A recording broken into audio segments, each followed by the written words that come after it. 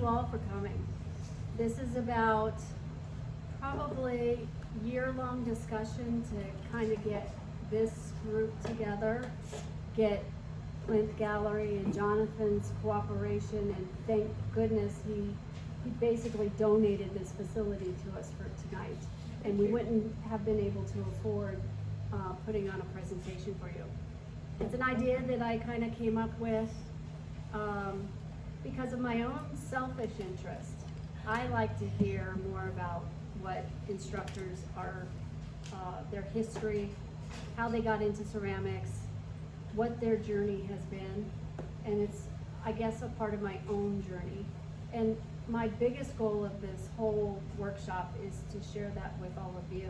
And my hope is that you walk away and you're more enthused, you're more ingratiated in your own communities, and then you'll come back to another workshop that we do, and some more wonderful potters. I was a student of Stephen's previously, and he was very gracious to give us his time to come out and do the workshop. I didn't give you my time. For a fee. He wasn't that gracious. And Donna is a very close friend of mine. I met her and Pam about 4 years ago at a mold sale, and we've been close friends ever since. I consider them to be mentors, and they both have a lot. She's over here and she'll talk about them, but she has some wonderful experiences. And then of course, last is gonna be Jonathan, who's gonna go, and again, he's welcomed us into his studio, his facility, but also his home. So without further ado, I'll turn it over to Stephen, who's going to go first. Okay. Thank you.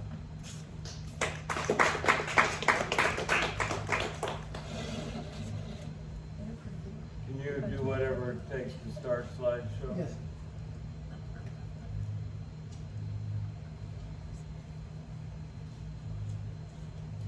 Come on. It's the little icon next to the minus sign. Next to the minus, that one. There we go. I've seen that before. Anyway, here's where it starts, and that's the only one that advances automatically. Oh, okay. So, and I can't figure out how to turn it off. So, anyway, I'm very honored to be here, and I'm very pleased to be back in Jonathan's studio.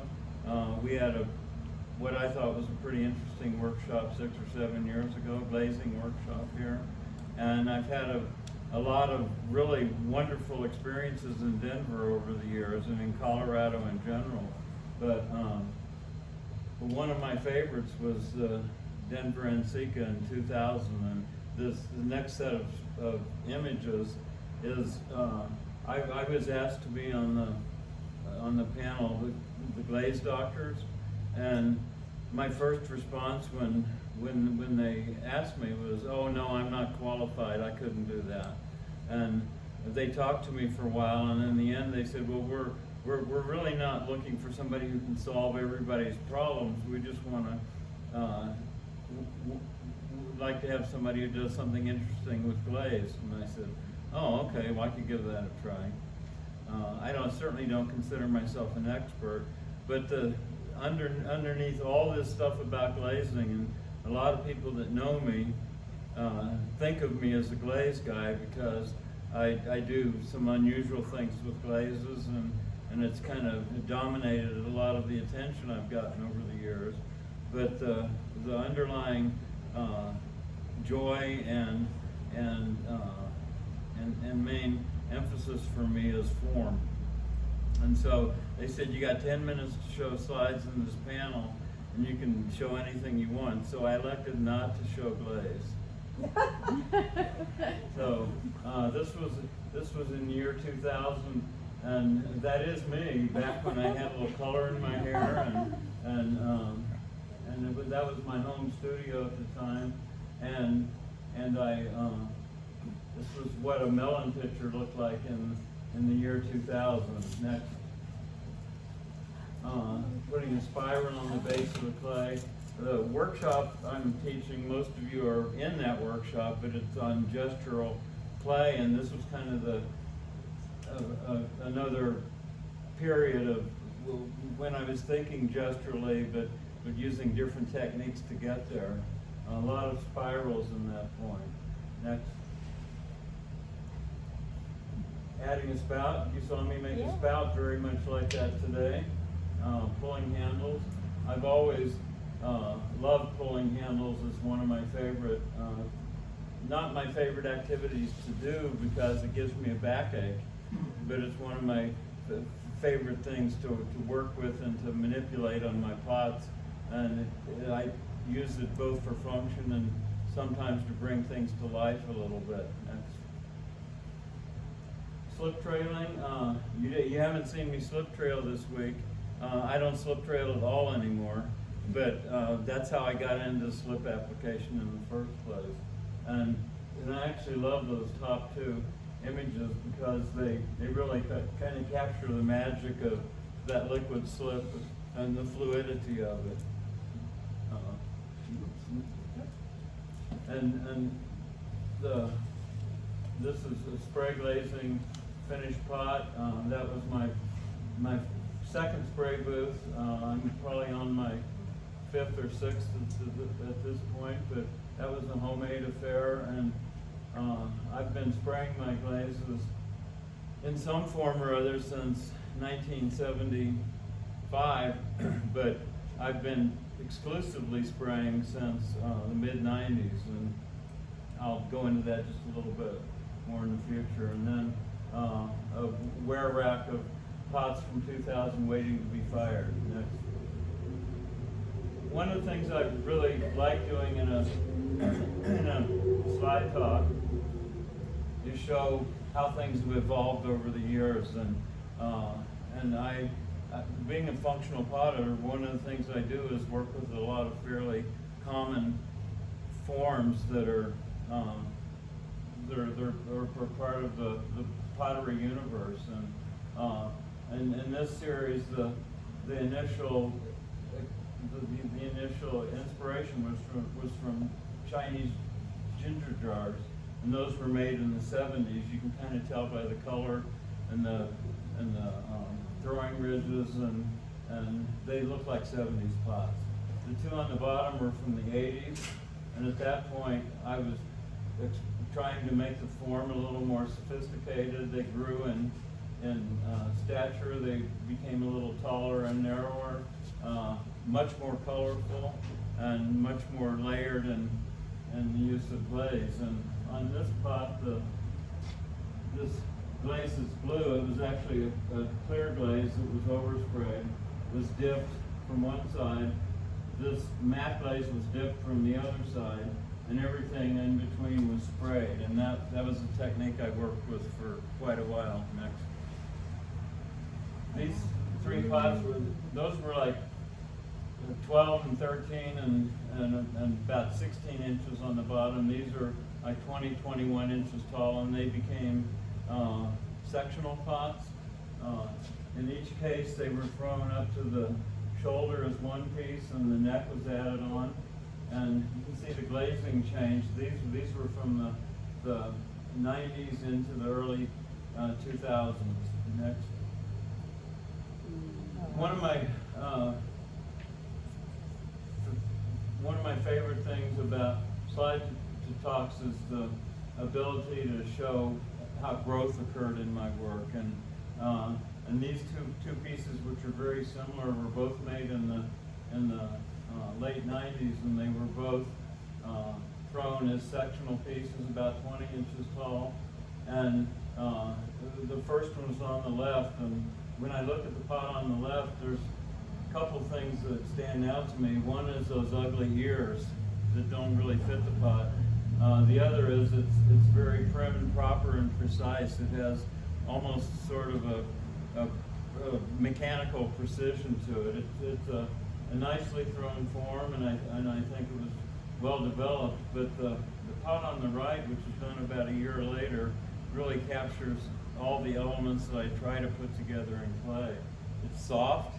You can almost imagine pushing in on the clay belly like the Pillsbury Doughboy, and it has a lot of movement starting to come out. You can see how neck spirals up off of the shoulder, and you can see how the handles hold tightly to the shoulder, but can't quite hold on to the neck, and that's the time when I was really starting to try to capture all these gestural elements in clay.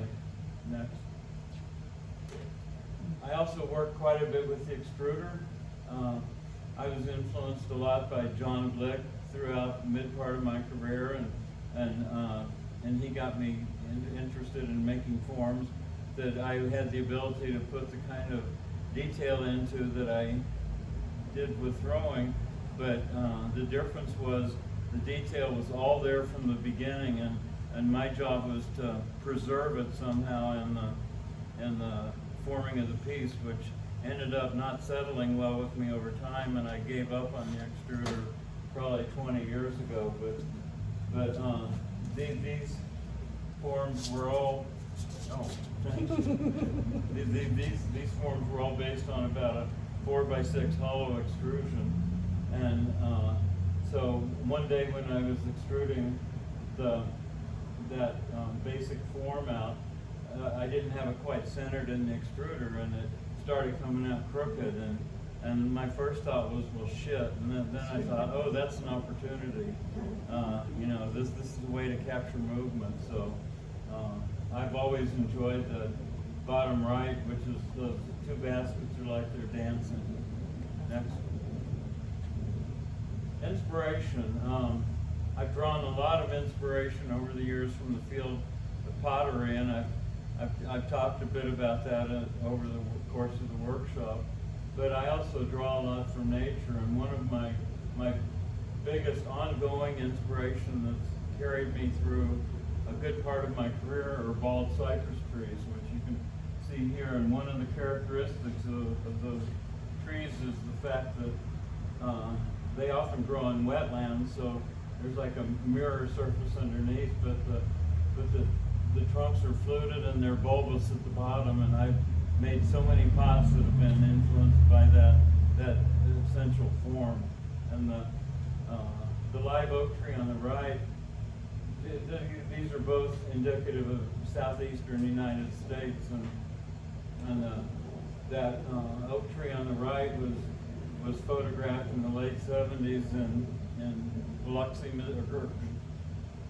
was Gulfport, Mississippi, and it happens to be the exact place where the eye of Hurricane Katrina came ashore, and I'm happy to say that the tree survived, and the three-story dormitory building behind it didn't. Good. It's ugly in that photo. I'm sorry? It's ugly in that photo. It doesn't The belong there. dormitory. The building. Well, yeah, the building, I think, was on its last leg at that point. But it still makes a good story. That's great. That the tree beat the building. Yeah. Correct. Next. Oh, wow. These are two examples of pictures influenced by the bald cypress trunk from the 80s on the top and the 90s on the bottom. And I always said if I could ever make this pot, that would be like the pinnacle. I wouldn't know where to go for that. Go after that. I would have to find inspiration somewhere else, because and I've tried so many times and I've never even gotten close. To find other inspiration, maybe? To make that. No. Oh, to make that pot. To make that pot. And I think one of the things we need as artists, and certainly as potters, is we need something that's inspiring us forward that we can't quite get to. And once we can get there, we need to move the target to someplace else. And so anyway, that's the pinnacle for me. Next. Two ewers, which were actually quite tall. They were about 18 inches tall to the tip of the spout, that were made in the late 90s to early 2000s, and again inspired by the bald cypress tree. I will say the spouts on these were pulled spouts. They were I had a tapered dowel that went from about 1.5 inches in diameter down to about 1/3 of an inch in diameter. about so long, and I jammed clay over it and kind of smushed it in place and just finished it by pulling it. And that's how I was able to get that form. And I will also say the first time I ever made one of these, I was planning on having the handle come like so, which is how I always did the cypress pictures, which had the same inspiration. And I looked at it and I thought, this is such an energetic movement coming through the pot, I need to honor that with a handle. So that was the first upside down handle I ever did. So next. I'm not a hand builder. Next, no.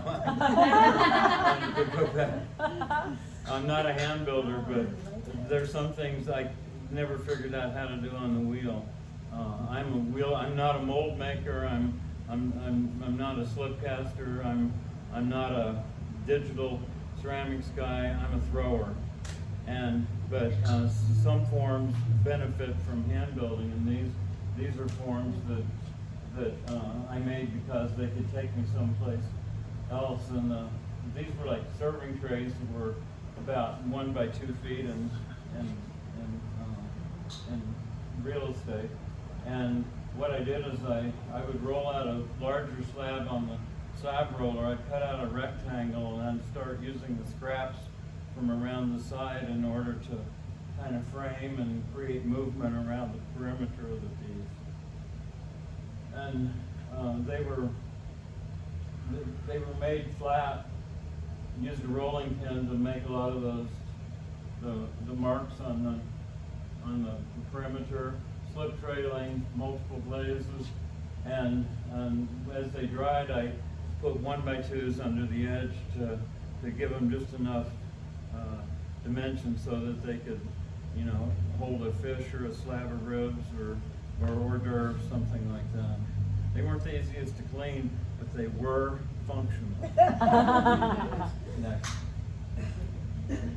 Again, this is very specific John Glick influence in my work. He inspired me as much as anything by his fluted plates, and I kind of took that off and made it into something maybe a little more sophisticated in line treatment than some of his were kind of torn and rough where he did that, but definitely inspired there. And the glazing was inspired by wetlands, cypress swamps, and the water and shoreline juxtaposition. Next.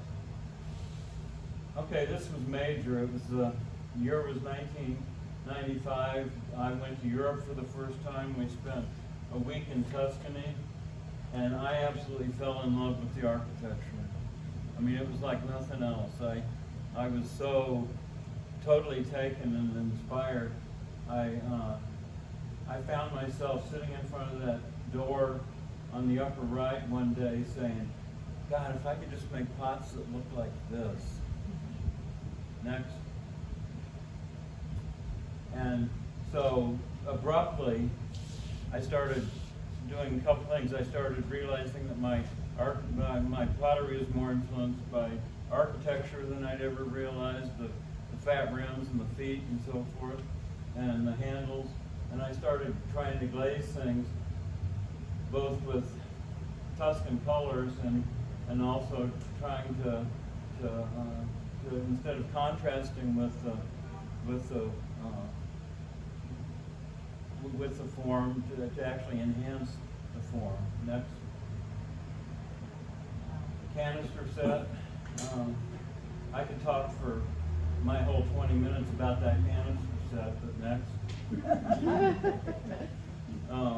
Cover jar, two solutions. By the way, there's something significant about these two pots. Everything up to this point has been cone 10 reduction fired stoneware. Everything after this point is porcelain that's fired in the electric kiln. So next. Notice things didn't change a whole lot. They got brighter. A little bit. Well, not all the time. Okay. In this particular case, they might have. Okay. But I came in. Maybe I'll tell the story tomorrow about my conversion to electric firing. There's not time tonight. except that I just made a decision that if I was gonna be the best teacher I could be, I needed to be able to answer the question, can I do this in the electric kiln? Because I would teach all these workshops and people would spray glazes and do experiment with the stuff that I was showing, and they would go home to electric kilns, and I'd always answer, well, maybe, but you probably wouldn't like the results, and it's not very uplifting. So I set out to prove that I could do it in electric. Actually, I set out to experiment to be a better teacher, never guessing that I could do it in an electric kiln. I just knew I was going to make me more capable of answering questions. So were these the glazes that started at cone 9, cone 10 reduction, and you worked with them, lower the temperature and atmosphere? I went from cone 10 reduction to cone 8 oxidation, then I went to cone 6 oxidation, then I went back to cone 8. These are cone 8, I think, but mostly the same glazes, but with little tweaks and differences. Some I tried to lower the melting point a little bit. Some I had a sense that they might work without changing. Like one of the major glazes I use, Strontium Crystal Magic, has kind of stayed consistent from cone 10 to cone 8 to cone 6. And it's running at all those temperatures. Next. This was actually out of the first cone 6 firing I ever did, which was inspired by an article I read that was in Ceramics Monthly called The Many Faces of Iron. It was by a woman called Dr. Carol Marians, who I've never met, but she did a very controlled experiment which had one clay body, one construction method, one glaze, one application method, one firing cycle, and 7 different cooling cycles. And so she was a scientist, and it was really scientific method sort of experimentation. And the glaze was an iron saturate, and it inspired me. From the time I started electric firing, I always had a cooling cycle, but it inspired me to become much more diligent in experimentation with different types of cooling cycles. And the kind of phosphorescent color in this, never again. I will say my best pots from a glaze standpoint are out of my control. My worst pots are out of my control. All the ones that are under my control are right in the middle somewhere. Next. That's a wide room bowl like we threw in the workshop, so we can go kind of fast through some of this stuff. Next. That's two sides of one pitcher. It's a cylinder that has a spiral, and it's been made into an oval and then altered into something that was kind of influenced by an oil can. Next. Stephen, are these all sprayed also? Yeah, all sprayed. All sprayed? Ever since I showed that Tuscan doorway, everything's been all sprayed since then. Bourbon bottle set. They're corks that are epoxied up inside the cap, and then there's a nipple on the top of the bottle that actually makes it usable as a bourbon bottle. Next. A couple of cover jars, probably about a 2-gallon on the left and about a 6 to 8 ounce on the right. Next. Platters. One of my favorite items to make are platters, but I never made a platter that was worth shit until the early 90s, and that was 20 years into my career. And when they started working is when I started realizing the brims needed to be beefier to kind of justify the scale of the work. Next. Mugs, you've seen those. Next. Mugs, tulip mugs. You've seen, you've heard. More. Next. So sometimes I love just lining pots up in a row and taking a picture. it's like they're a group, become a group of people. I love the negative space between the upper row, between the, it's great. I tried to pay attention to it, but, you know, That's an I didn't impressive- design them that way. But I arranged them best I could. Yeah. You're the photographer that does all your photos? I do. Yeah, that's impressive, that shot, to be able to get that kind of detail with such a pullback photo in that many pieces. I hired a photographer before the digital age. Yeah. And once I started needing more photographs for websites and social media and that stuff, I realized I had to do it Had to do it myself. yourself. I couldn't afford photographers. So, I can't afford to get they're actually probably mostly used for tumbler or for vases, but I designed them as tumblers. They're small. The waist is small enough to be really comfortable to hold in your hand. Next. A more recent Cypress picture, that one's current. A more recent sectional vase, which is actually done in 3 pieces. From here to about here in 1 piece. 2 pieces put rim to rim, which I think I'm gonna do tomorrow, and then a separate cap on that. So. Yay. Next. Moon jars. I got sucked into making moon jars, and it was about a year. I've been doing it about a year, and damn, it's one of the hardest things I have ever done in my entire life. And part of it's because I'm old and making a new form, but part of it's just because what's required, getting the form just right everywhere, and not having them just be perfect spheres, but something that has a little bit of tension in the surface. But anyway, I don't name very many pots, but I decided to call them Far Side of the Moon vases, and it's because they're almost all in darker colors, and the side of the moon that we see is, I guess, the same face all the time, and the other side is in darkness. So this is my imagination. It has nothing to do with Pink Floyd. Next. A couple of more recent melon pictures. Next. Okay, I've got three pictures here, 2 and then 1 on the next slide that I consider 3 of the best I've ever made. And the one on the left, I was lucky enough to get it on the cover of John Britt's High Fire Glaze book, which made a lot of people be able to see it. But what I like about it, and like I say, they're both ones where I was totally out of control. I was just, the kiln was imparting its magic. But the snowstorm, which was fairly easy to control, this is like one of the best examples of it, but I could get it fairly predictably. With this running, wait, this run is on the surface, this run is behind the surface, and then these runs are so faint but so long that it's like looking at a forest in a snowstorm and seeing atmospheric perspective, and nothing I could ever recreate. Although I did try, believe me. So are you telling me that on the High Fire book is a low fire, or is a mid-range piece?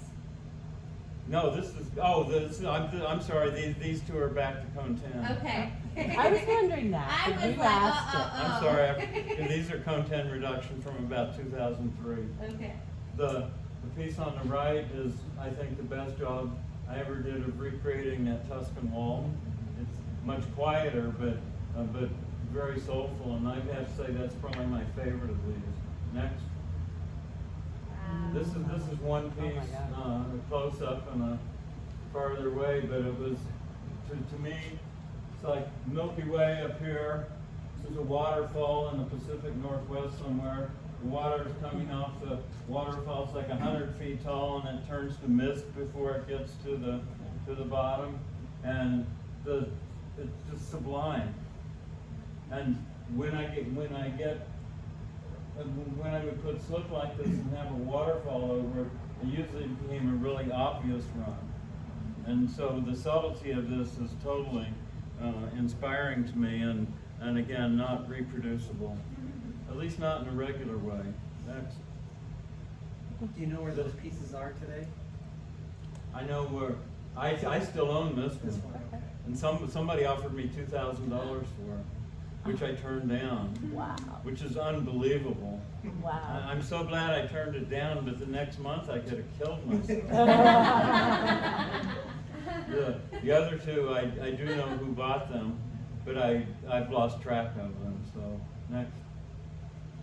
This is me. The one on the right is how I go through life.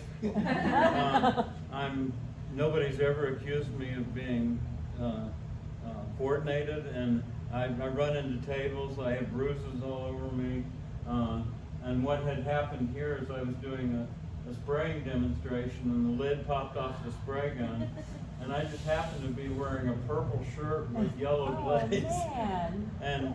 And the person that I was demonstrating for happened to have a camera.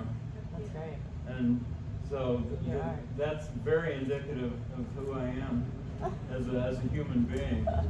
The slide on the left was somebody came to my studio and was doing a documentary of me throwing and assembling a teapot in the early 2000s.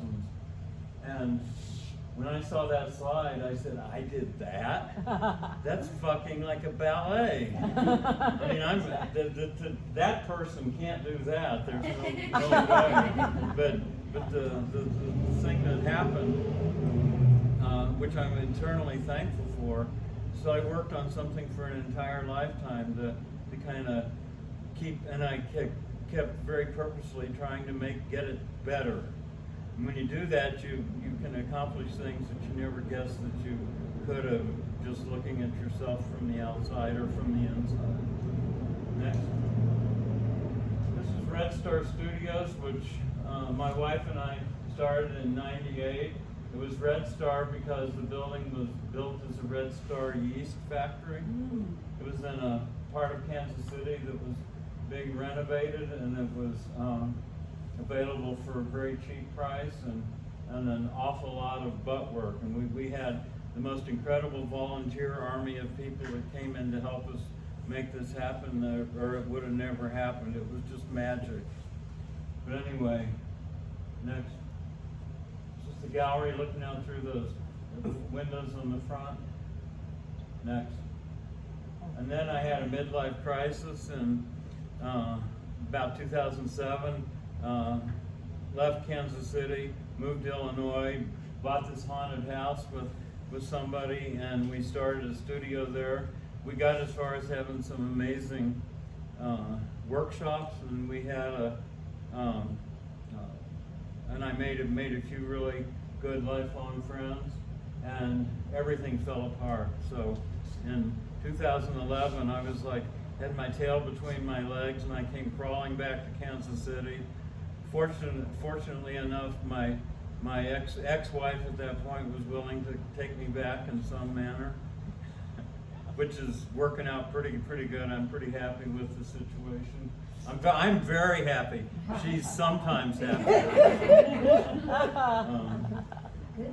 But anyway, this house truly was haunted. Wow. We didn't know that when we bought it, but it didn't take us long to figure it out. And people that were sensitive to spirit energy a lot of people just really freaked out in this house. But anyway, enough of that. Next. This was my one engineering feat. This was a spray booth that I built that has a waterfall in it. This is a shower stall. There's a false roof in here with an air vent and a hose around the top that has 16-inch holes that face the wall and cascade water down the walls of the spray booth while you're spraying, which worked really well, but it was a bear to clean out, so I gave up on engineering. So, but I love it. I love the fact that I did it. Next. People involved with Center Street Play. This is Kenyon Hansen, which some of you probably know. He was our first resident artist. Sarah Mazanin, who was a young mom whose still struggling to find the balance between motherhood and pottery. Mike Stumbros, who has been a good friend of mine ever since he was just out of high school. I think one of the true rising stars in ceramics these days. But he would come out to the studio when he was home from college and help out. We had some great times there. Next. This is my current studio, and it's never ever been this clean again.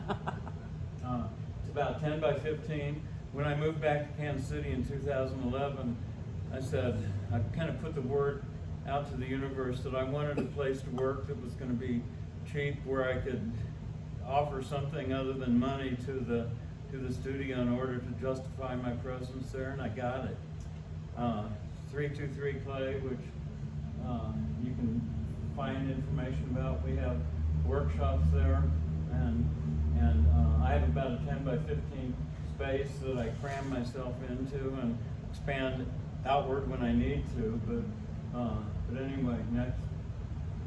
This is Susan's work. She's a fiber artist. She's semi-retired now, but everything you can see that's got a texture is woven on the loom.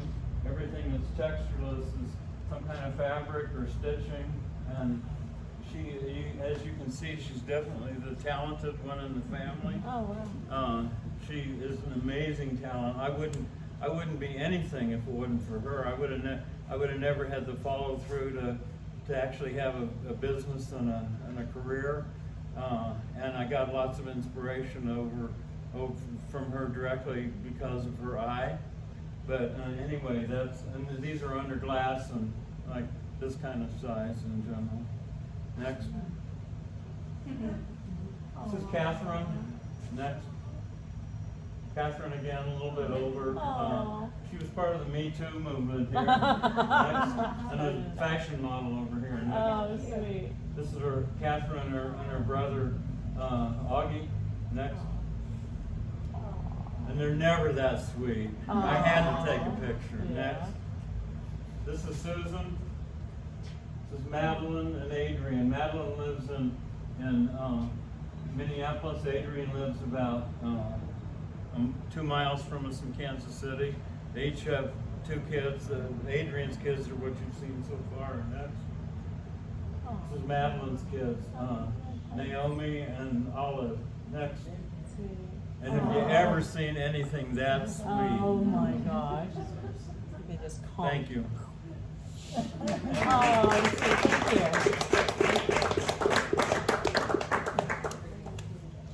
It's gonna take me a minute to change over.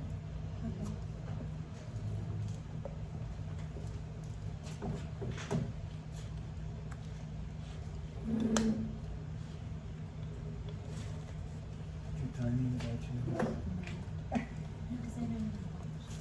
45. Or can I do my own? 45 minutes. I can do my own. Yeah. Do you get docked if you go over? Yeah. It's just You're gonna in come out of my trouble. salary for Yeah, the 4 you're days. in trouble. It seemed like it was 20. Yeah. It didn't seem very long. I was talking as fast as I could. I know, and I hate when people go like that. Yeah, no, it was very nice. It was good. When you've had a long career, how do you shorten? I shortened it a lot. Did you? He did 45, so I feel tried free. to. Yeah.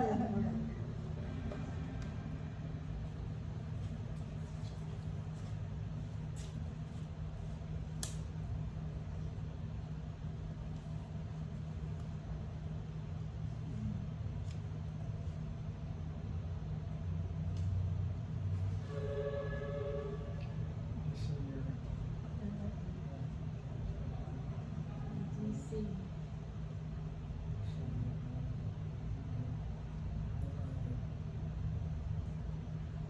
What am I looking for? DC. It's not there. There it is. Documents.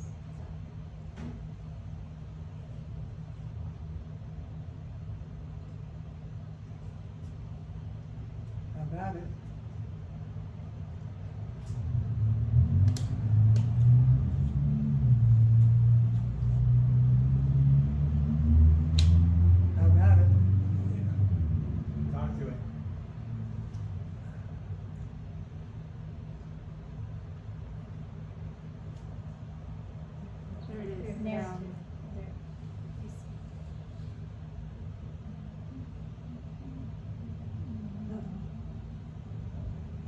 left in the trash? He's on a different drive, perhaps? Yeah. Book BU is, No. drive your own place? No, book for you is me. We tried it earlier. Tried it earlier, it's just flat. Yeah, it worked.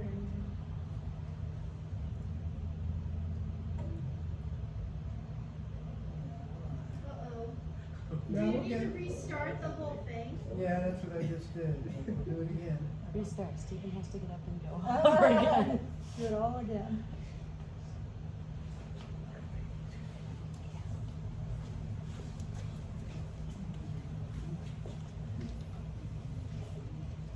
If anyone needs any cheesecake. Yeah, if you need to take a I break, did there's a that up. bathroom in the gallery and a bathroom. No, I'm good. Okay. I'm Sorry. Oh, no, that's fine. All good. So I know this isn't question time, but I'm gonna ask you a question anyways. Do you think anything like your glaze techniques could be accomplished without spraying? I mean, Yes and no. Feather brush. feather, not that I wanna copy it, but like those colors and the way they run. I had a friend that did a very similar application by sponging. Basically, it's like stippling, Yeah, I suppose. and you can vary from thicker to Yeah, thinner. that's kind of what you're, Oh, So that would be a possibility. And yeah, but that's. color-wise, you can get stuff, but the problem with I often have so many layers that if you dip all those So, layers, you but end up wait, with if you go, Yeah, if you yeah, go to everything's desktop bottom. here, you can see I what's can on see, your yeah, desktop. I can It's see much what that easier one to is. see if it's there. It's like a mouth And it's not animal. there. You get very dizzy with all your, oh my gosh, I'm too old to do that. You don't necessarily have to have a fancy spraying. I can see some sponging, and then getting the drips with flux and things like that. I don't know. That's wonderful. Jimmy unfortunately went home, but did, Okay. so most of your glazes are that based on the strontium magic, or? No, but everything has that as one of the layers.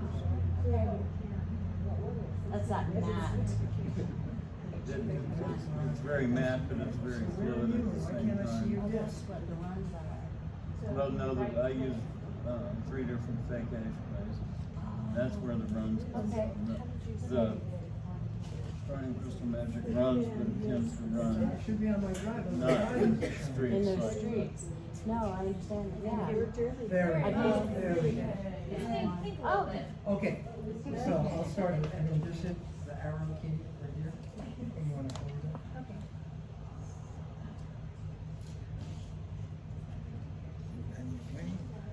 Okay, so if you can't hear me, just say so, because I have a really soft voice, and I'll really try not to do that.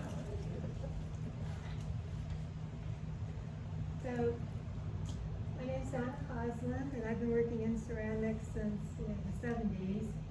And, just briefly, well, I've always worked in clay, and I had a son and figured that I have a degree in ceramics, so I better learn how to make a living at it. So I've constantly done that. And then just a brief background. How about you stand there and see? Just stand on the side. Oh. So I studied at the Cooper School of Art in Cleveland, and then I spent 2 years at Stanton Heights College in Adrian, Michigan, and transferred to University of Cincinnati and got a BFA in ceramics there. And then started graduate school at Indiana University. But then Jonathan and Stephen and I were talking, we all had come to the same conclusion that, we liked making things, and we liked teaching, but we really didn't like the idea of being a professor with all the academics, and the eventual burnout, and like so many teachers, and my professors especially, we're at the burned out stage. And, I felt like, I was paying them for nothing. And, so that wasn't the path for me. I wanted to make things. And then I had this son, and it's like, okay, we gotta figure out how to make some money, because he's hungry. And so, yeah, do you wanna just, so, this is my studio. I'm up in Silverthorne. I live on a ranch. Next one. My husband raises high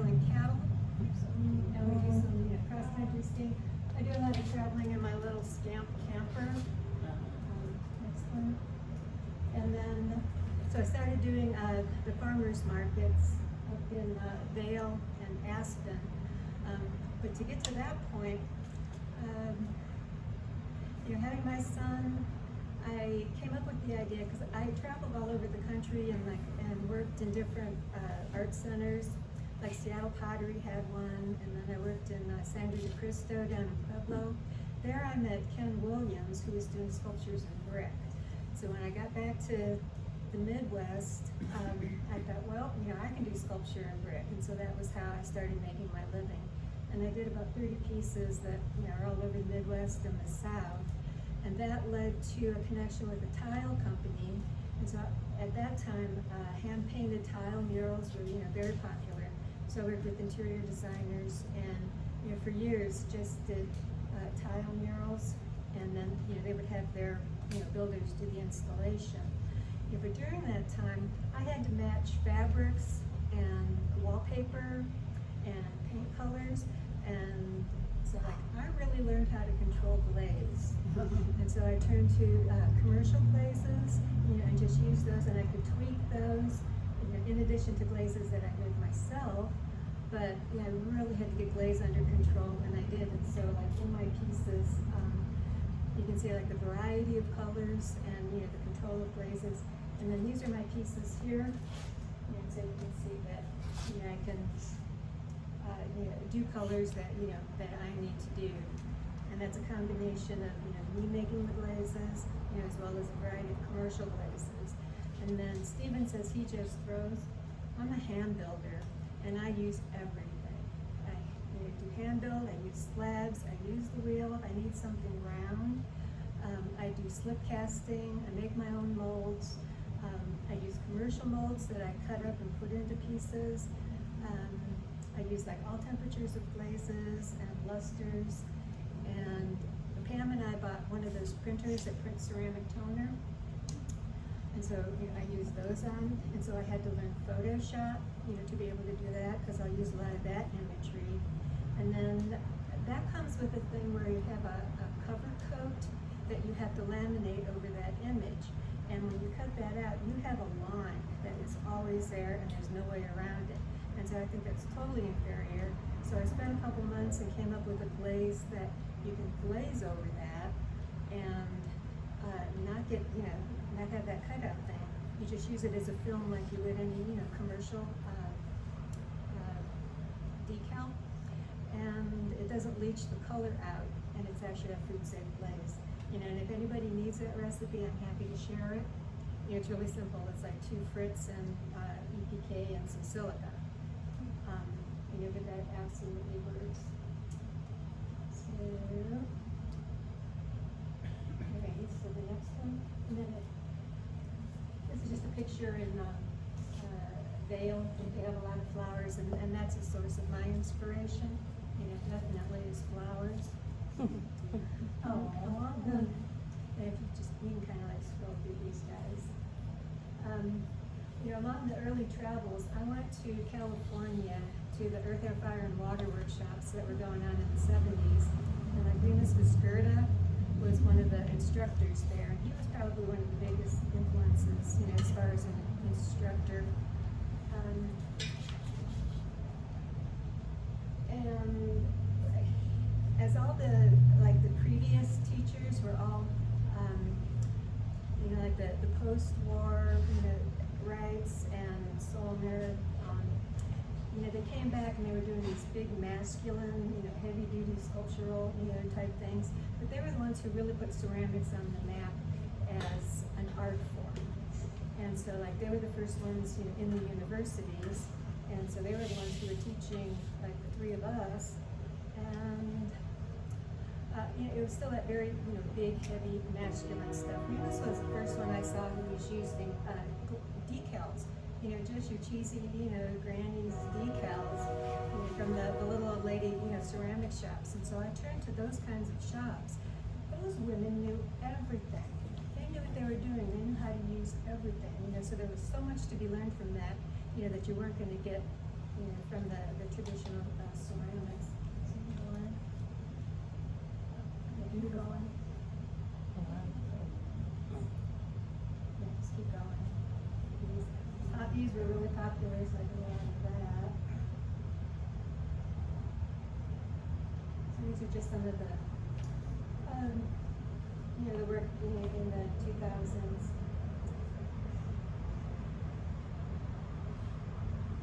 keep going, they're just more pieces. I had edited these down, but then the wrong thing came up on, the wrong version came up. Are these nesting bowls? These are, so that's like 3 different ones. Yeah, beautiful. And they're, the biggest ones were like over 20 inches. Do you have a painting background too? Well, I took everything, in college, painting, watercolor, weaving. But it was when I went to that Earth, Air, Fire, and Water workshop, I really got hooked on clay. Yeah, and I blame Remus for that, but, I'm so grateful. So these are just, hand-built flower things. One of the big things, I can just keep going.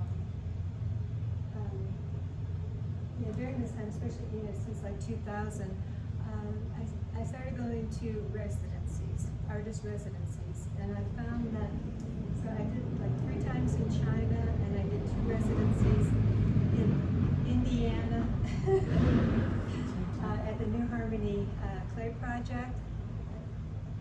And in the time that you're spending in a residency, I just find that, I put the pressure on myself, but you are so focused. You don't have like the other things surrounding you, and each time I've done one, my work is just, increased by leaps and bounds, and I feel like I've come back. Yeah, just keep going. Are these is it underglazes?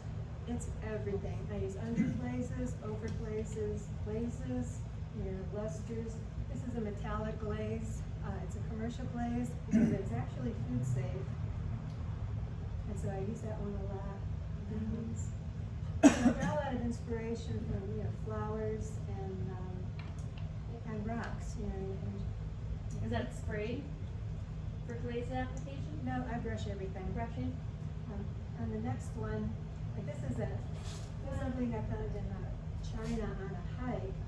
So like as Stephen was doing, like the things in nature that inspired him, like to try and recreate glaze combinations that work. But my pieces, they're largely, I'll use cone 6. These are all like cone 6 porcelain. A lot of these are 04, and commercial glazes that if you multiple fire commercial glazes, like 2 or 3 times, then they really start running. And if you use some of the like flux type things with them, you can start getting these kinds of effects. So next one. Yeah, there's another one. I'm just picking up on just the geology and nature.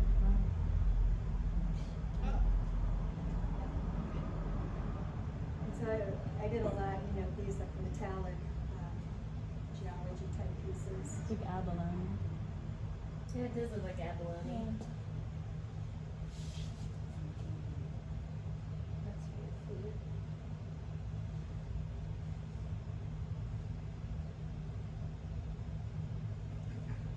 Donna, what's the price on these?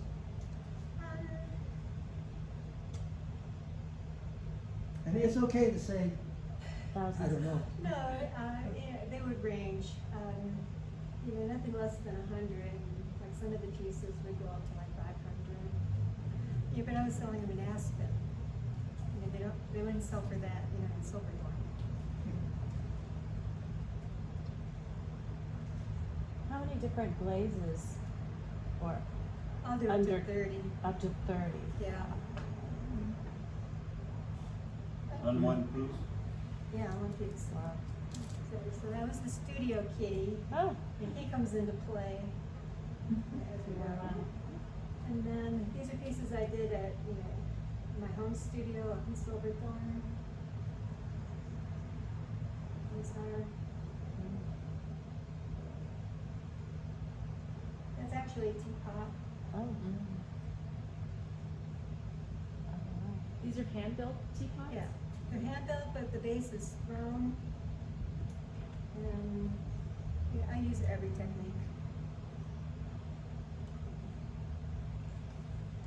Small.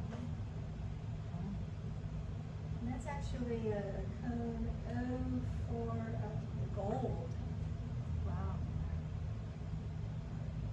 Was the gold later, or was No, it a it was full order? glaze. It's a glaze. Oh, It turns gold if you get it, if you get it just right. Otherwise, it can go black. Next. More the frogs. Frogs are big for a while. And then I would turn them into characters. So for the past 10 years or so, Pam and I have been going to the Southwest Kiln Conferences. They're held like every year at the end of September, early October. And like, because I was so into color, I couldn't really see brown pots. I would look at them and it's like, yeah, it's brown, it didn't interest me. And so Pam says, well, let's go to the Southwest Kiln Conference. I go, yeah, but those pots are brown. And then she said, but it's free. And so I said, well, when are we leaving? And then I just got hooked on the Southwestern pottery. Once you learn about it and and we live in the area where the ancient Puebloans were producing, I just got hooked, and that's been incorporated into my later work. So going on for the next few just some pictures from the Kiln Conference. So and that is my first attempt at corrugated pottery. And like the ancients would do like this corrugation technique because it would kind of slant and layer the clay so that it would absorb thermal shock for cooking pots.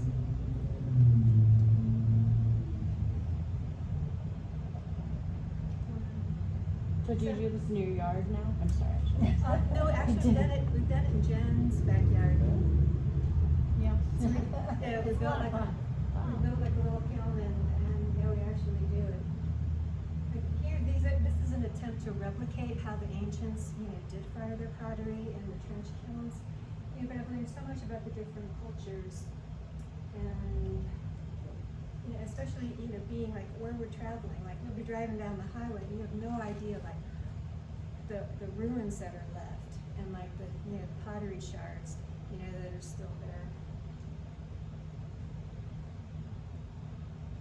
And there's Pam. We're running in.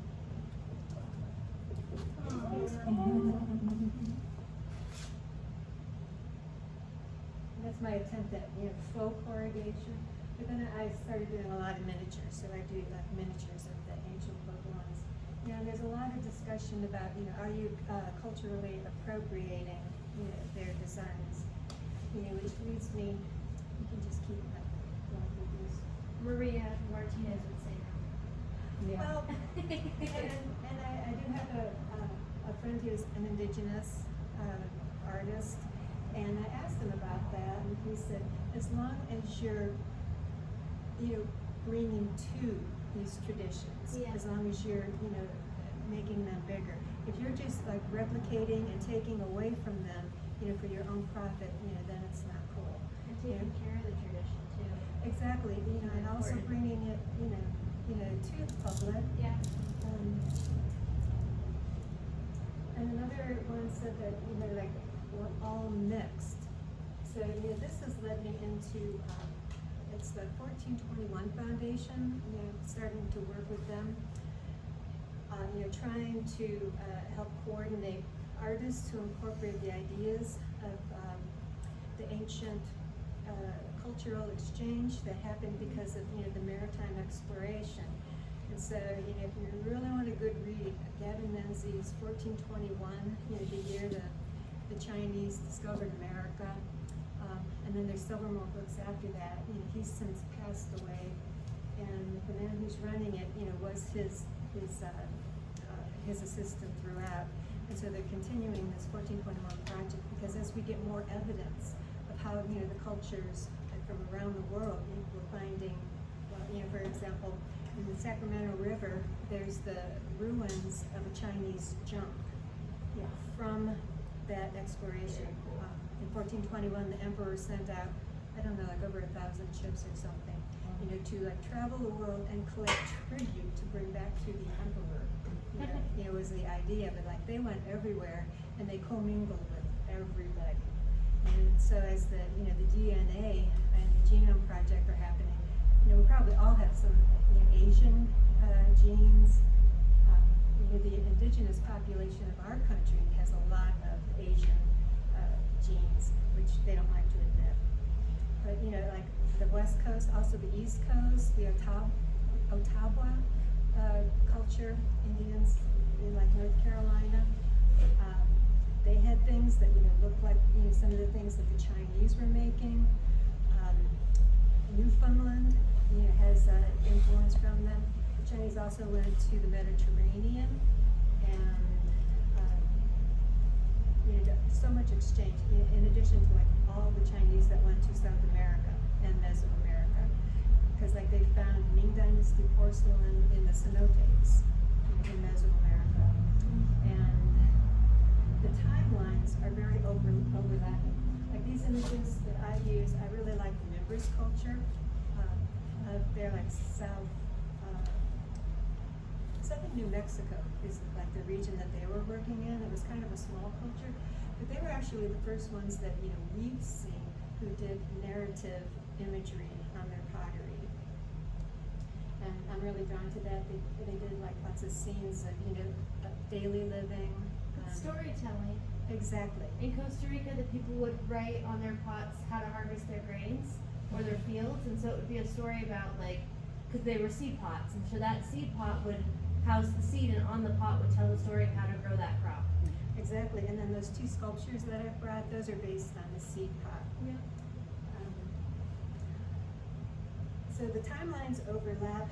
The members are working or in existence like 1100 to 1500. That overlaps the Ming Dynasty. It also overlaps the 1421 and the 1434 explorations, from China.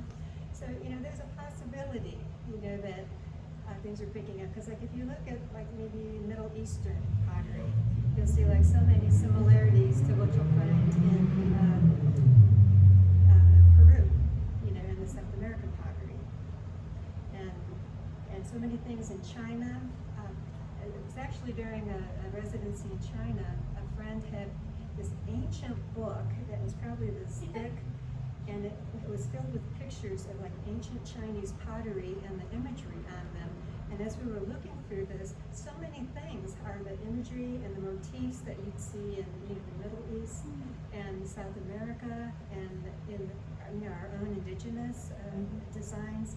And that's when I really started thinking, it's like, is this just innate, in human nature, or has it been from, cross-cultural travels?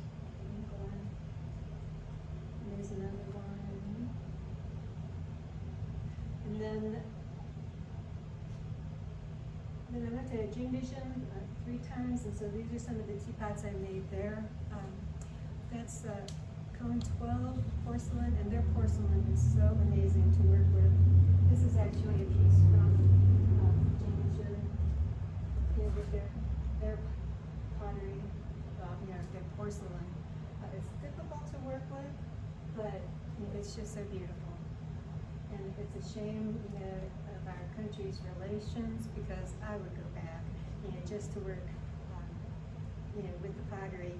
And the people there, were wonderful. I worked the last time was at the pottery workshop in Jingdition, and they call it a factory. It's like a 40-acre compound, and the pottery is like in there, but like within that compound are all these artists. And so I got to study with a porcelain carver and a porcelain flower maker and a porcelain, like the blue on white painting. So you can study with like these masters, and like over there, and like at least traditionally, one artist, and one family would do one thing. One guy would make the pot, one guy would trim the pot, one guy would glaze it, somebody else would do the paint, and like it was all divided out like that. It's changing now, since this century. The younger people are seeing what the Western people are doing, and with all the ceramic potters, ceramic people going over there, they're seeing what other people are doing. So the younger people are now doing everything, which, their parents did not. One family had one specific job. And was it more male and female oriented in what jobs were assigned to do? Yep, I was seeing more women in the decorating Yeah, part. yeah, And, that was the same with Costa Rica, right, and more men in the, you know, the throwing, trimming. firing. Right. So next one. And there's me in China. Cute. In my little space, big mess. Okay. And that's the gate, and the two, the pottery factory or engine. Next. This was the most amazing, Yeah. climbing. Each one of these is a chamber, all the way So up. cool. Wow. It was unbelievable. You could go inside and it was just like, yeah, a Did you get to see it skyscraper. lit at night? No, they only fire it like once a year. Yeah. You know, because it takes forever and it To takes like fill, the yeah. whole town to Wow. fill it and fire it. And then I did these big porcelain platters. You know, they're like 20 inches. And so I was just in the last touches as they were going in to be fired. But like, you know, you're out in like these streets that, you know, are just filthy.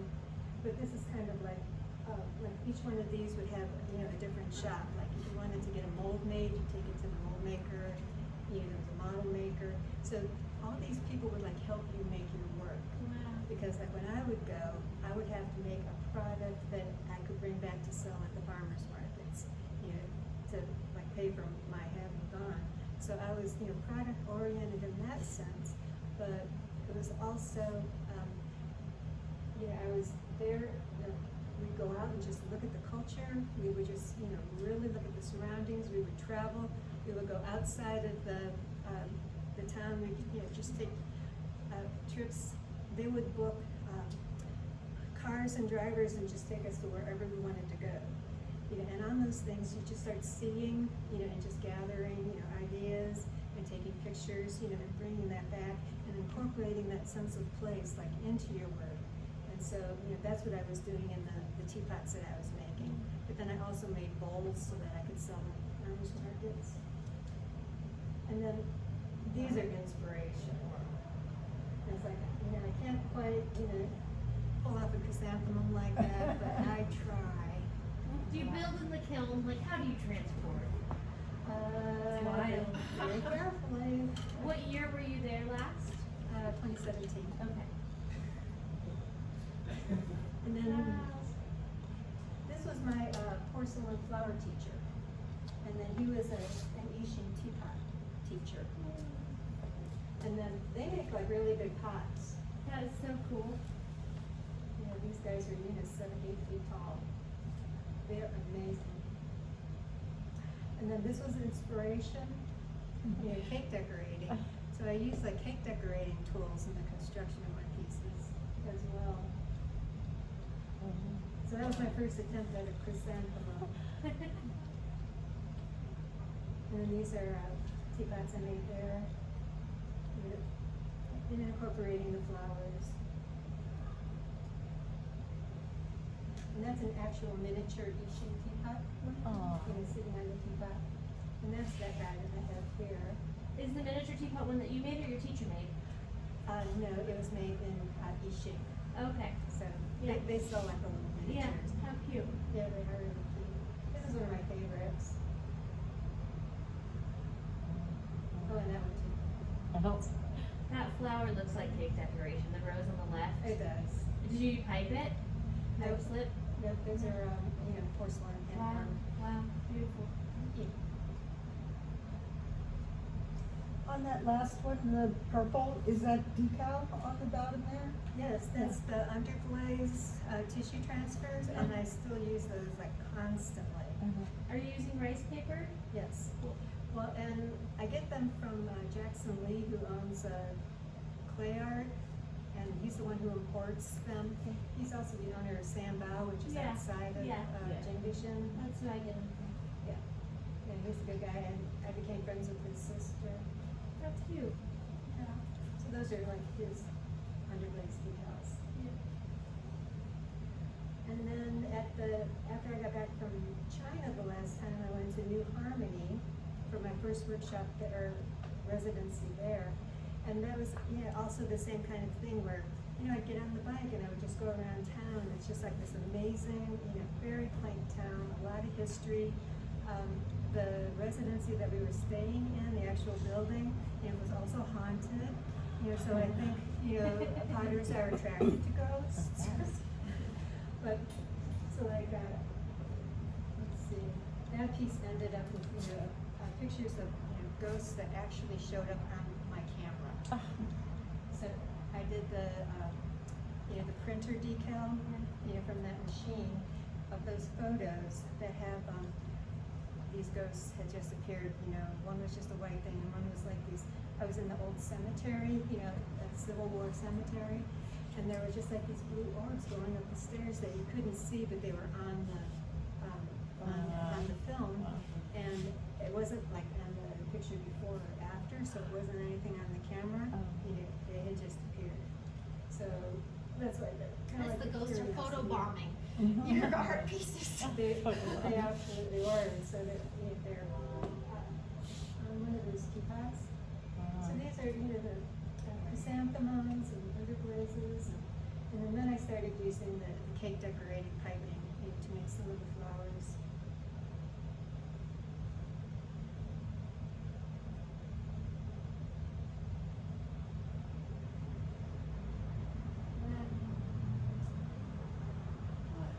What inspired that, or yeah, all these forms actually, what inspires this, format? This- I went to the International Ceramic Festival. They have it like in October every year, in Jingdishan, and I saw a display of Yixing teapots that weren't your typical shape. There was one artist who was experimenting with a more architectural form, you know, to the base of his teapot.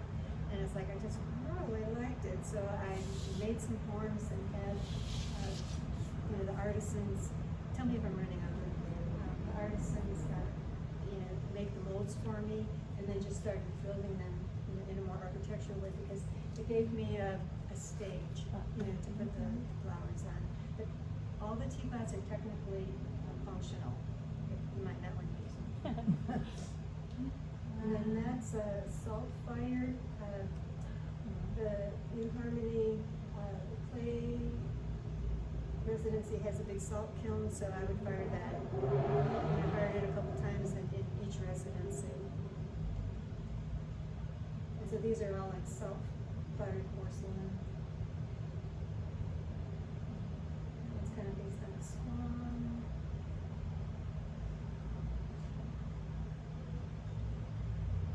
This is all salt-fired.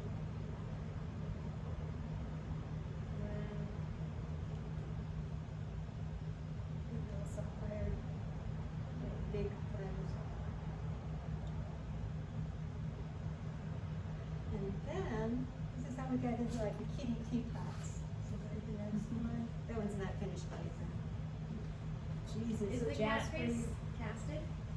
I slip cast the base, and so this one I didn't alter, but after this one I started, like these are all altered. Yeah. You know, I would take a slip cast, you know, the head, and then just build off of it.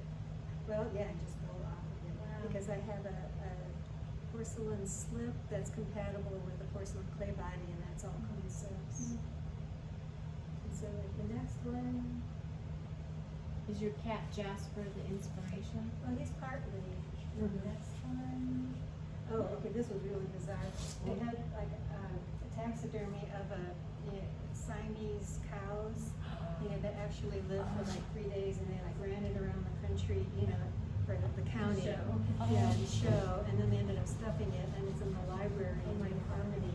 So a picture of that is on one of the teapots. It's giving sweet tooth with the horns. No, it doesn't have horns. No, your teapot. Oh, with your antlers, not horns. The antlers. Yeah, somehow that worked in there. Very cool. Okay, next. Okay, so we had a studio cat there. This was Henry. And so that's when the kitty teapots began. It's like, okay, pose, Henry. Yeah. Sit still, Henry. I'm trying to sculpt your whiskers. Yeah. Do I have to sit long for this ceramic pose? And then this one, you know, was actually glazed, and then that one was kept by the, you know, the organization there as part of their collection. What's the story? Why is she crying? because he scratched her. Okay. And it was just kind of like a confrontation because like Henry ruled the studio, you know, and so it was like, you know, I There was guess on some the pictures. tension. Yeah, and he was really sweet, you know, we loved each other. You know, but like it was like, I'm not moving. You know, get off How my many, plate. how many times are you firing these pieces? I'll fire up to 6 times, you know, just because I'm layering up. Right. And then they usually end up with, you know, luster and overglazes or mother of pearl or some kind of like a decal work. This one actually has gold on it.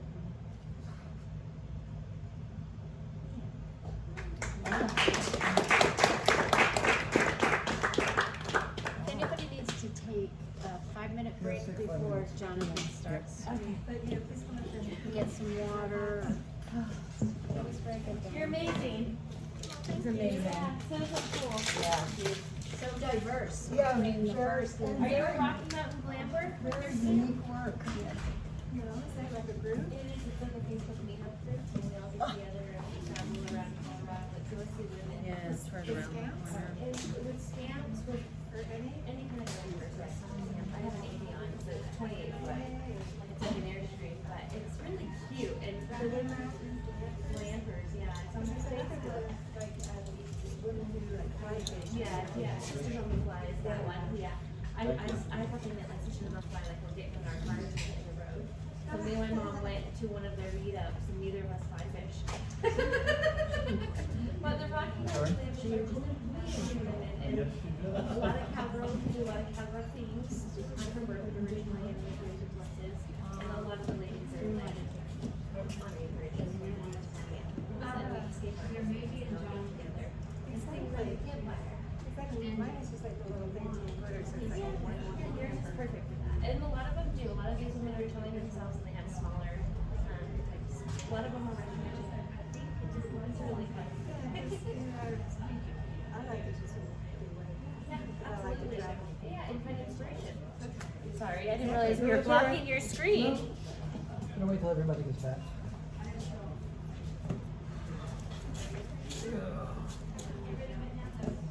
We've been doing this a long time. I think between you and I, there's probably well over 100 years.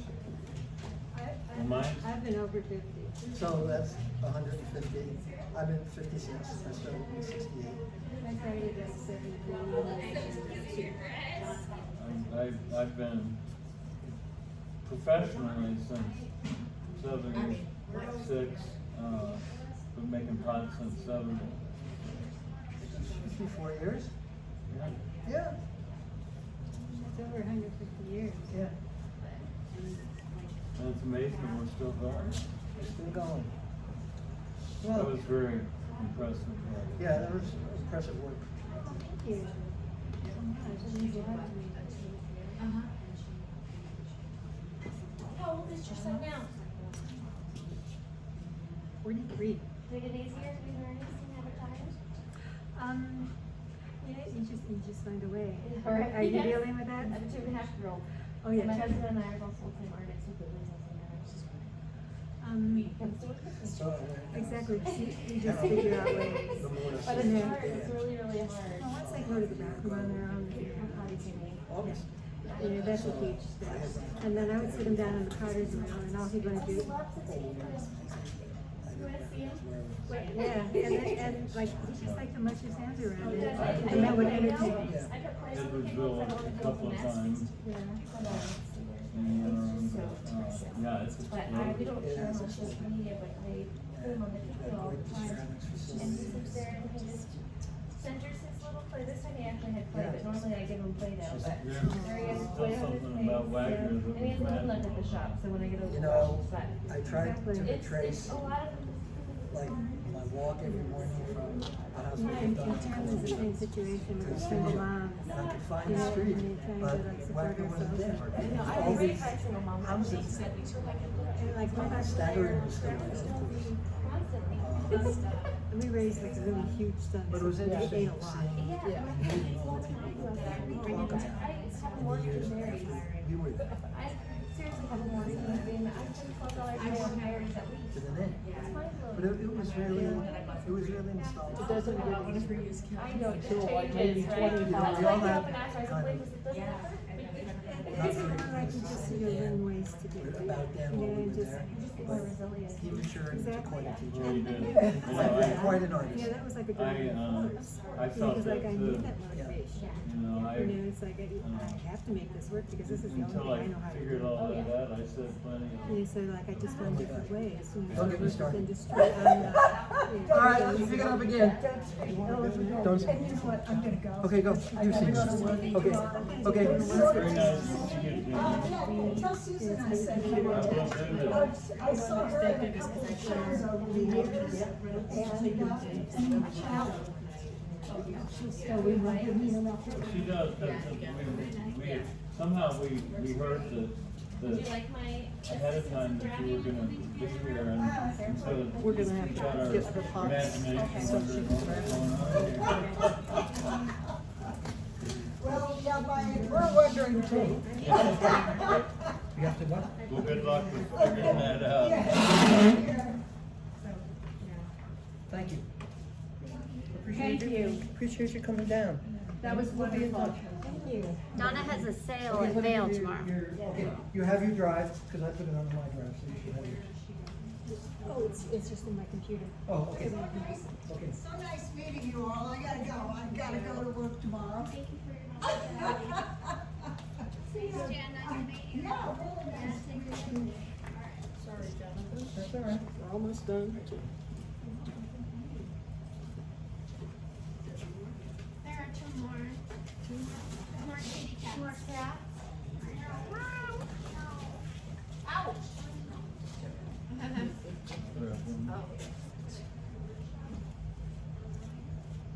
Your cat bit me.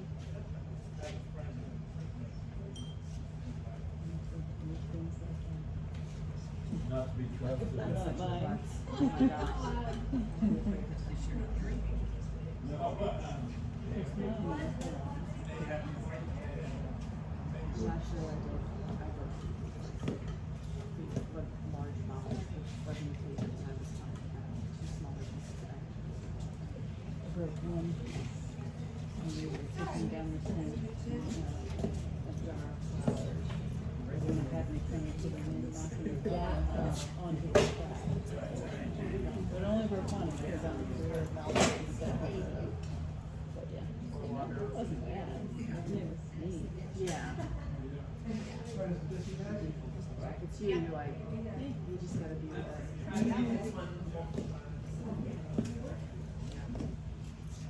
Oh, I was like, oh, that's not like, what happened?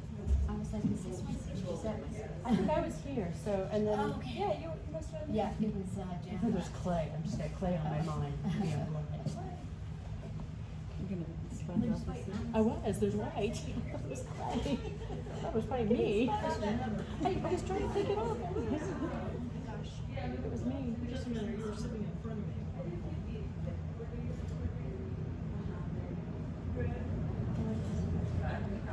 In the scanner, but I don't think there's anything. Oh, no, yeah. So there's nothing out that I can see.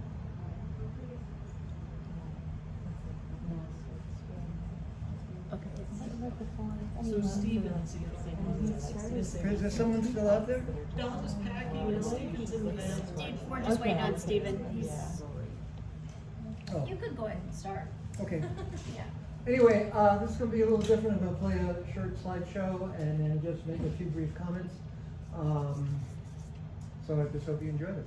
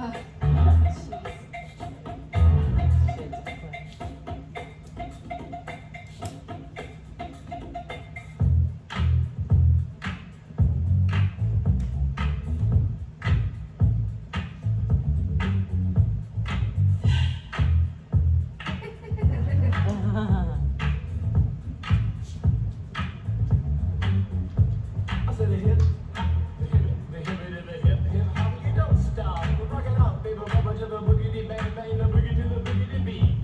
Now what you hear is not a test, I'm rapping to the beat. And me, the groove, and my friends are gonna try to move your feet. You see, I am Wonder Mike, and I like to say hello. Up to the black, to the white, the red, and the brown, to the purple, and yellow. But first, I gotta bang bang, the boogie to the boogie, say up, jump the boogie to the bang bang, boogie, let's rock. You don't stop, rock the rhythm, and I make your body rock. Well, so far you've heard my voice, but I brought two friends along. And next on the mic is my man Hank. Come on and sing that song. Check it out. When I pimp the dimp, the ladies pimp, the women fight for my delight. But I'm the grand master with the 3 MCs that shout the house for the young ladies. And when you come inside and do the front, and do the freak bank, and do the bump, and with the sucker MC try to prove a point with Triple Trio, or with the serious joint. And from sun to sun and from day to day, I sit down and write a brand new rhyme because they say that miracles never cease. I've created a devastating masterpiece. I'm gonna rock the mic so you can't resist. Everybody, I say it goes like this. When I was cold, no Nate, when dark after you, the boy to stop me for an interview. She said she serves stone, she serves red, but then bushes on the mic. And the turntable, this young reporter, I did adore. So I rocked the sound like I never did before. She said, damn fly guy, I'm in love with you. And Casanova legend must have been true. I said, by the way, baby, what's your name? Said I go by the name Lois Lane, and you can be my boyfriend, you surely can. He's really cool, my boyfriend called Superman. I said, he's a fairy, I do suppose, flying through the air, the pantyhose, and then even working sexy on even G. But he looks like a sucker in a blue red suit. I said, you need a man who's got finesse, and his whole name across his chest. He may be able to fly all through the night, but can he rock a party till the early night? He can't satisfy you with his little word, but I can rush you out with my super word. I go do it, I go do it, I go do it, do it, do it. And I'm here, and I'm there. I'm Big Bang Hank, I'm everywhere. I just throw your hands up in the air and party hard like it's just rolling. Let's do it. I don't stop, y'all. I take a top, y'all. You don't stop. I go home, tell. And what you gonna do today? Somebody get a fly, y'all. Gonna get some smoke and drive off in a jet. Okay, everybody go home, tell, holiday in. You say if your girl starts acting up, then you take a friend. I say skip, dive, what can I say? I can't fit them all inside my OJ, so I just take half and cross them out. I give the rest of after two so you can shock the house. I said a M-A-S, a T-E-R, a G with a double E. I said I go by the unforgettable name of the man they call a Master G. Well, my name is known all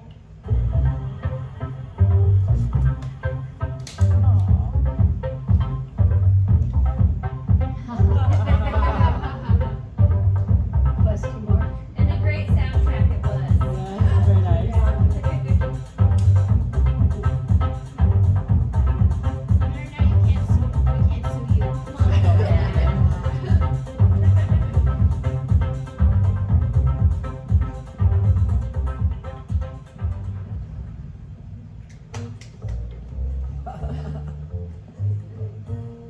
Shameless.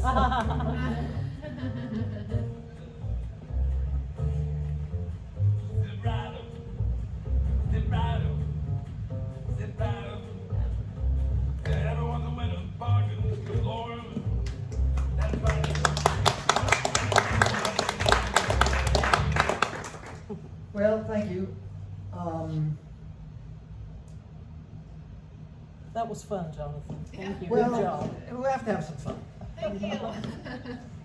I know you put a lot of work into actually syncing the music to things, so I did, thank you. I did. And this is only the first of 3 parts. Oh. Oh, yeah, I had to condense it down.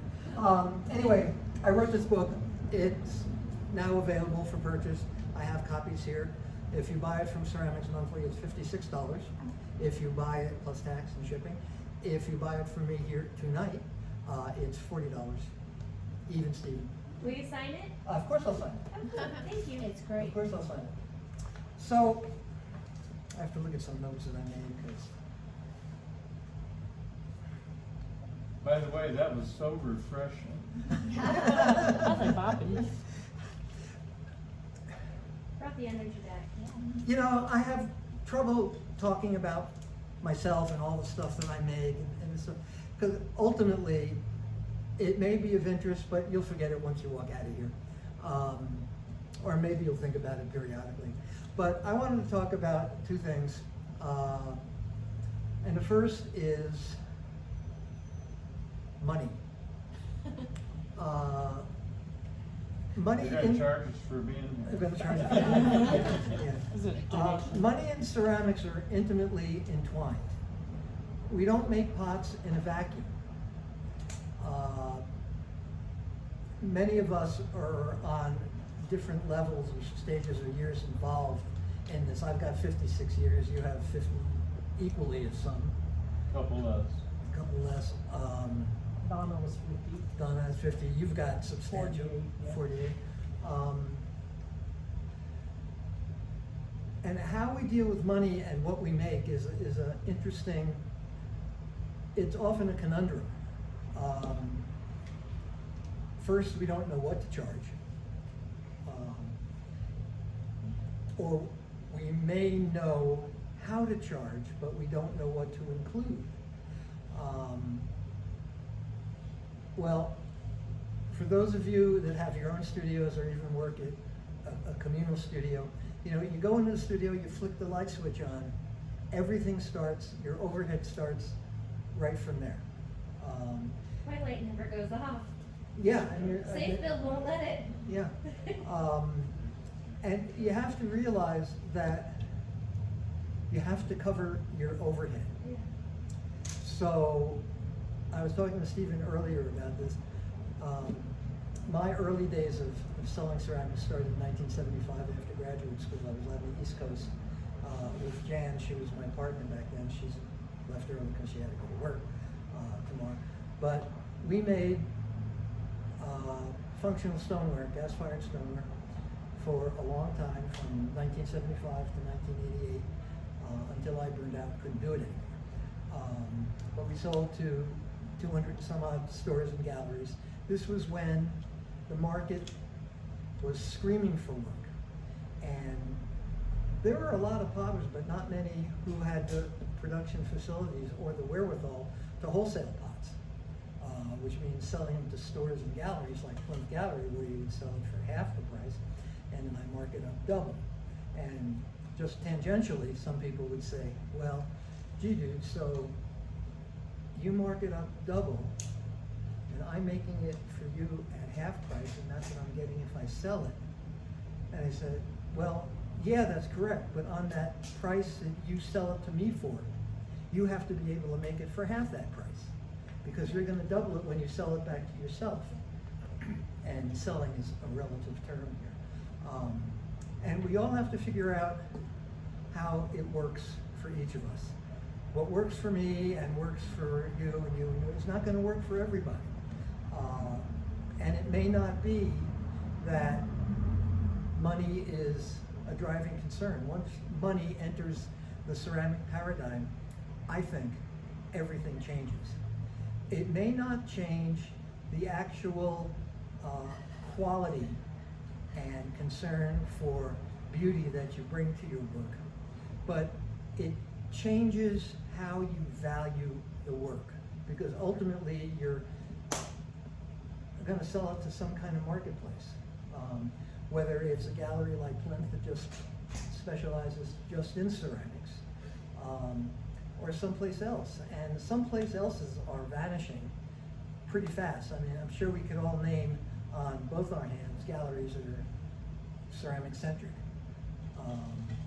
And I think we're all making around the same amount of money. Money has never been a concern of mine. It's always having good work, it's making good work, and trying to put that information out and helping people as best I can in whatever limited capacity that I have. We have to consider the marketplace and how we approach the marketplace. It's different when you sell a few pots out of your living room that you made in your basement studio. But once you make that commitment to jumping over into, I'm going to make pots every day and I'm going to begin to make pots as my livelihood, you think a little bit different about what it is that you make. You never sacrifice the quality of what you make, because that's what sells your work. And what sells your work is what you bring to that work over time. I mean, I look at Stephen's work and I marvel, because we knew each other in grad school in 1973. And that goes back a long, long time. That's 51 years. And I'm thinking that at this point, I've made a few good pots. The last few things I made are, I think, some of my best work, but there's still more to come. And I look at what's ahead for me. I'm never at a lack of ideas. You know, once you get the idea, it kind of comes in your head and it stays there until you're ready to let it go and move it to the next step. Because I'm a slipcaster, and there are multiple steps. I just can't sit down and throw a piece. I mean, I have to design it. And there's no judgment in value based on drawing it first or making it on a reel. It's just whatever your process is, and it works for you. But there's so many steps, and it could be half a dozen steps before I even see what an individual component of that larger piece would be. But for me, it works. I haven't thrown a pot probably in 6 or 7 years. I don't miss it. What I've looked to embrace is that there's more than one way to work a career in ceramics. And there's no right way, there's really no wrong way. There are missteps that you take along that path.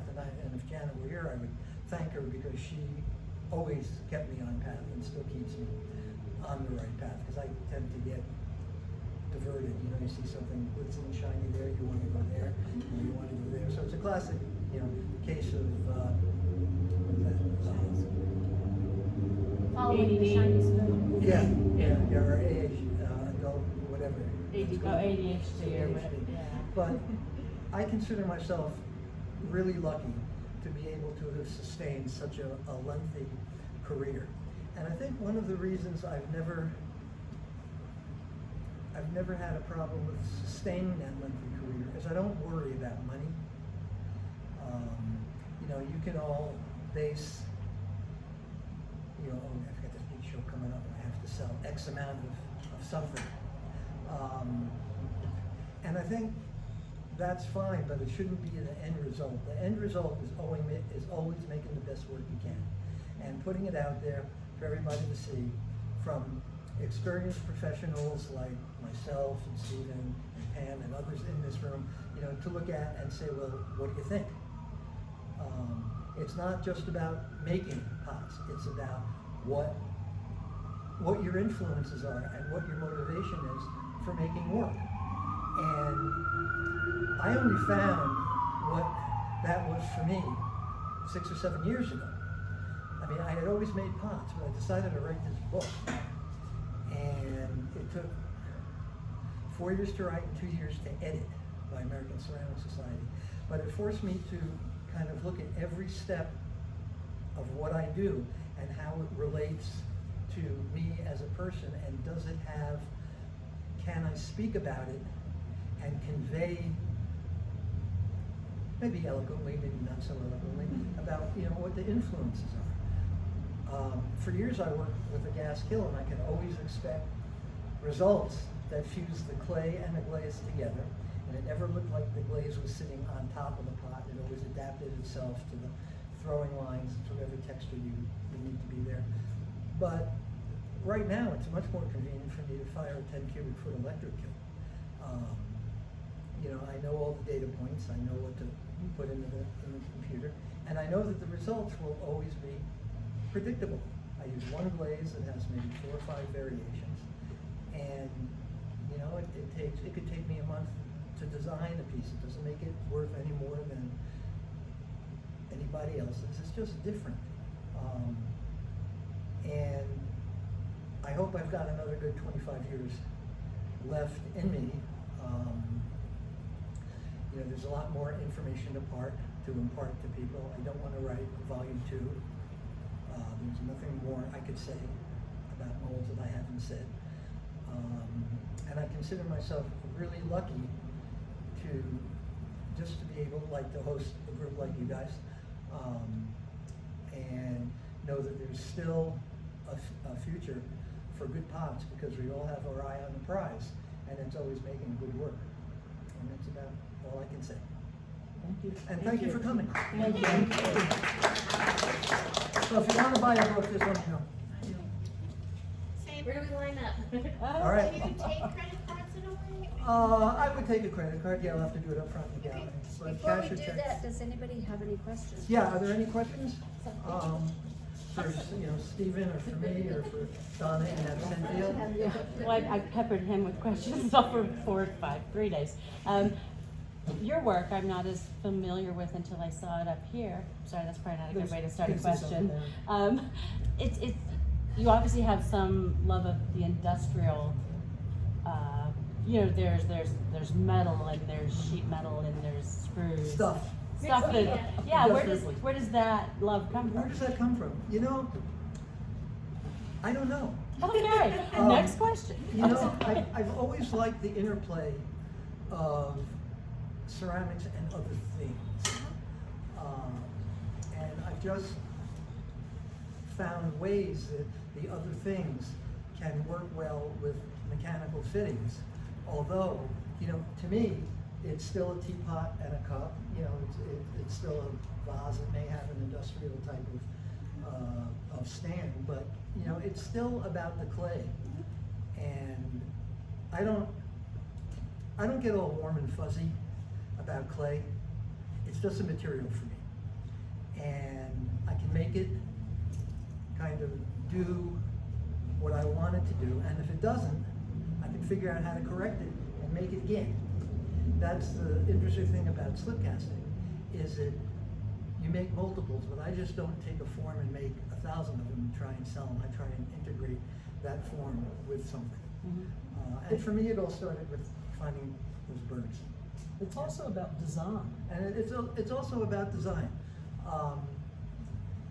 And figuring out how to do what you design.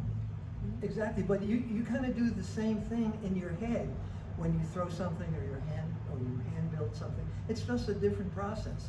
You may get there in a circuitous way, but you will get there because your brain analyzes that idea.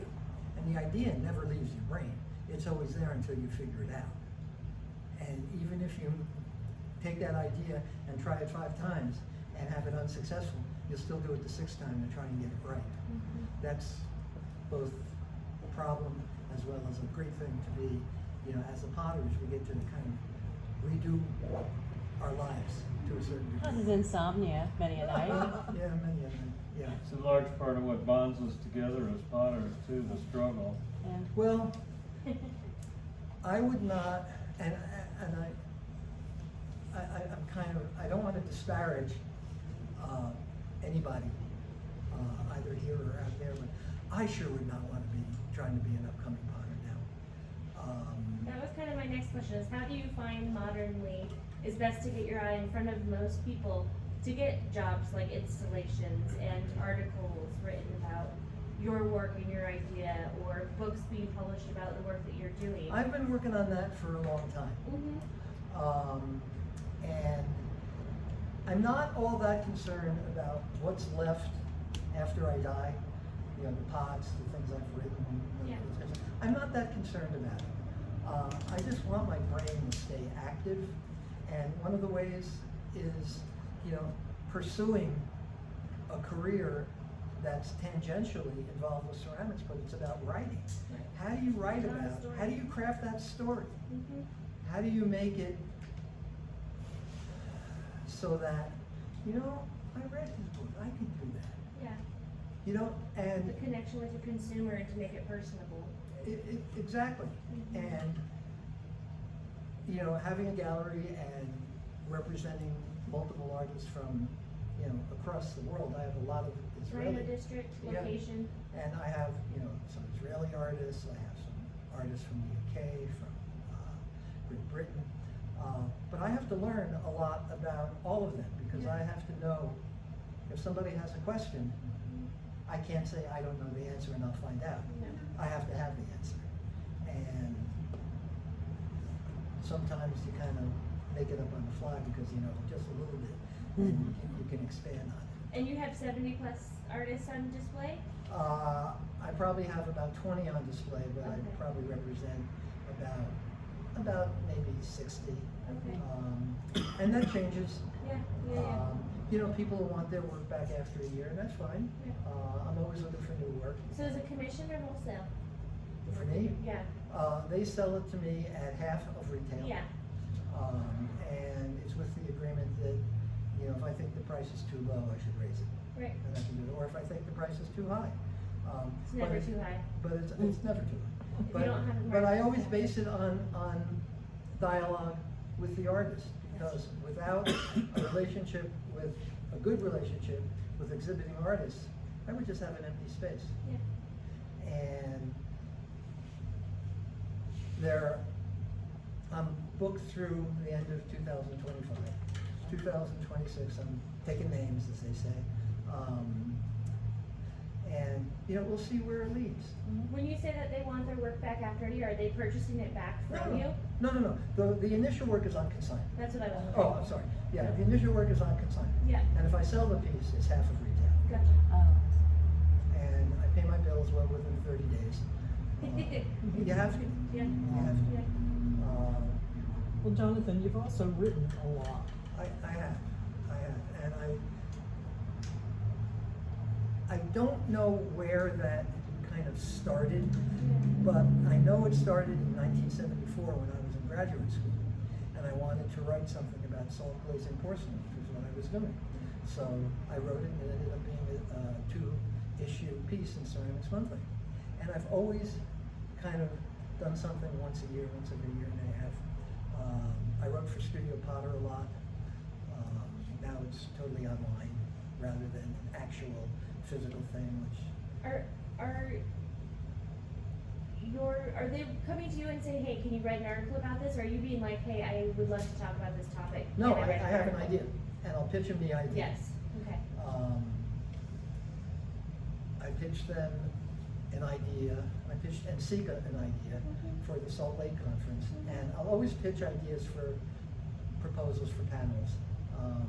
And I got in this year, and it's a business doctors panel.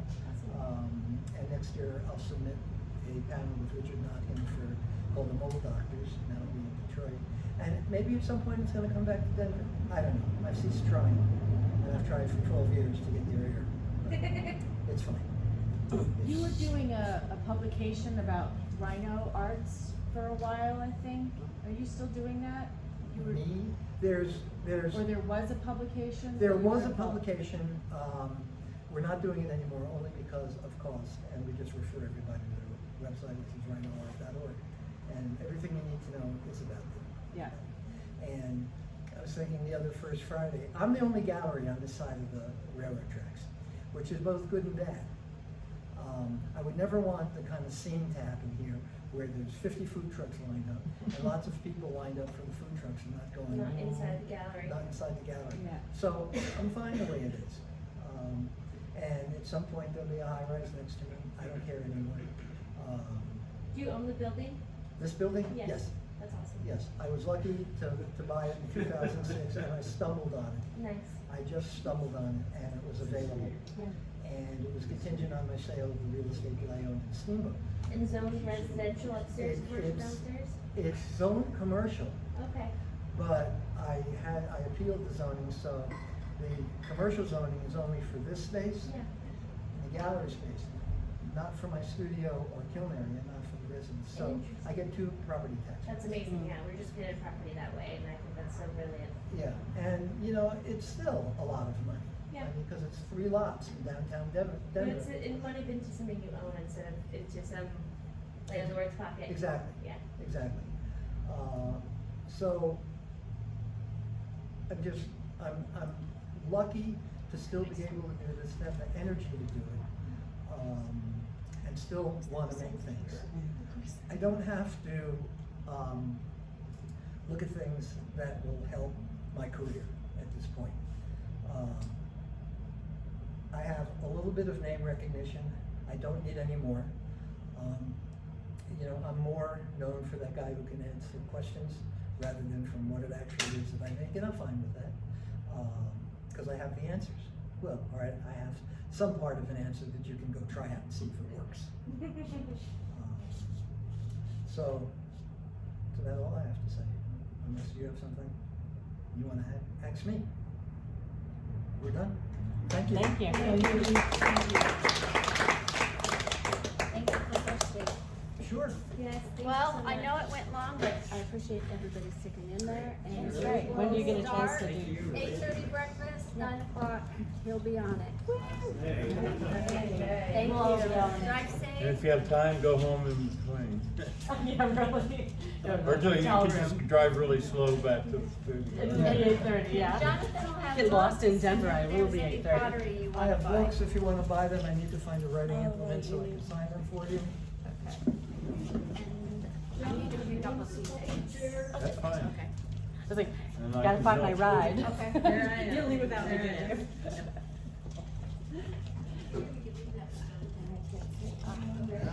See you guys tomorrow. I mean, I can because I have an hour drive, but I don't wanna. But so I'm gonna get a book. Okay. Sorry. I was just keeping my car keys. You're driving. I'm not that this late. I'm like in bed with a 2-year-old normally. I feel like party girl. Woo! No. Just kidding. I know, it's so weird. Yeah, I'm glad you're driving. I don't see well at night. I have astigmatism, so the light bounces in all weird, and I'm like blinded. I'll definitely be driving slower. Thank God, no, I'm just kidding you. I'm just kidding you. I just want to make you laugh. I just What? I was gonna say, anybody need more copies? I have one. Got a box. You want a book? I do want a book.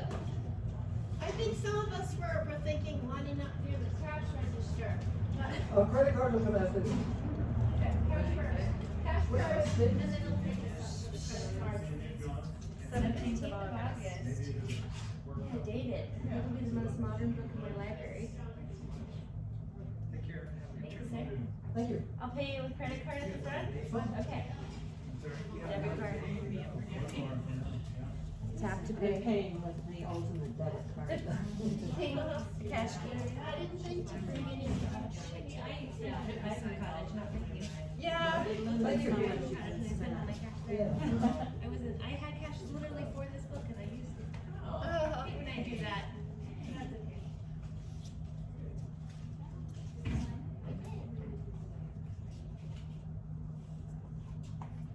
Thank you. Thank you. I have 3 copies. You may have. You want all of them signed? Yeah, why not? If I've got you here, my friends will let me. I'm gonna jack up the price. Oh, let's not forget the camera that's over here on the ledge. June's, I think. One. She's doing food. It's a nice looking book. They did a really good job. Nice.